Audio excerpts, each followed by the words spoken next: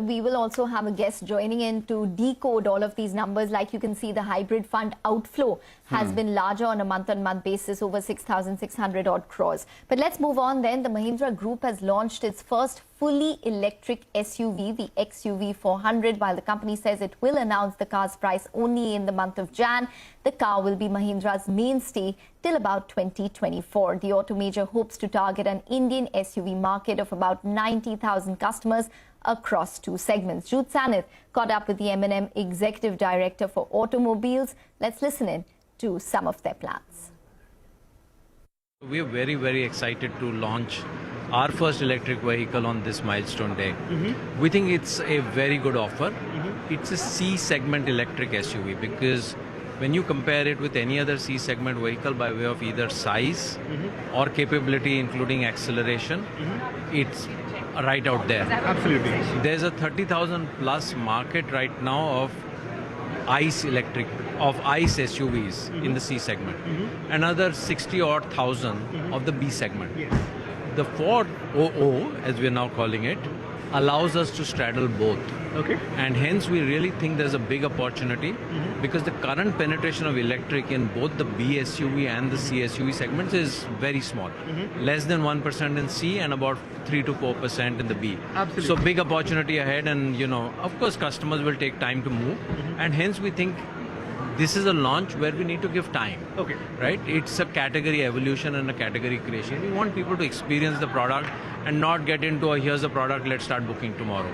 So, it's being planned in a way that we reveal today, and we take the next 3-4 months to get customers through events, experiential drives, to experience us, and then we open bookings in January. What's the investment that's gone into making this vehicle, Rajesh? This has been in the region of about 500-600 crores, which includes creating the 4.2 meter version. So it's not just the electric, but in that range. The first of the Born SUVs is slated for launch in late 2024. What's the pipeline like up until then? Are you looking at further launches? And is there an affordable offering in the electric space also sometime in this period? Our brand is about creating authentic SUVs which customers feel passionate about, with adventure, capability, so on and so forth. So value proposition is important, but we are not necessarily into the A to B fleet operator segment. We will bring out products which excite customers, which customers feel passionate about, and the 400 is the first in that journey. Between now and 2024, we have no other launch in the electric space. So this is going to be our mainstay for the next couple of years. What entails really the strategic partnership with Volkswagen? Can we expect both brands to retail each other's cars, for instance? What else does it entail? So the first part of this partnership with Volkswagen is about buying the MEB platform components, which will go into our own InGlow platform. InGlow is our own Born Electric platform, for which we will leverage components that we'll get from MEB platform of Volkswagen. So that's the first part of it. Right? Now that involves some amount of localization and so on, which is all going to be under discussion. Okay, all right. Before I let you go, I have to ask you, we're in an extremely challenging time right now when it comes to supply chain and procurement concerning the EV space.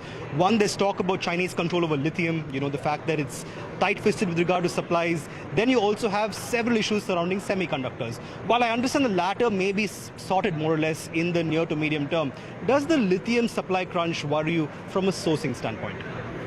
One of the advantages of tying up with Volkswagen for the InGlow platform, which is where we'll use the LFP, which is lithium-based, is that Volkswagen has a vertical integration back all the way into the supply chain. And we believe that's going to bring great value to us. In the next 2-3 years, availability of minerals which go into electric is going to be one of the big global challenges. And tying up with somebody like Volkswagen enables us to get the leverage of their strength and their vertical integration. The sourcing shouldn't be much of a trouble in that case. Will be better than what we would have been in a situation otherwise.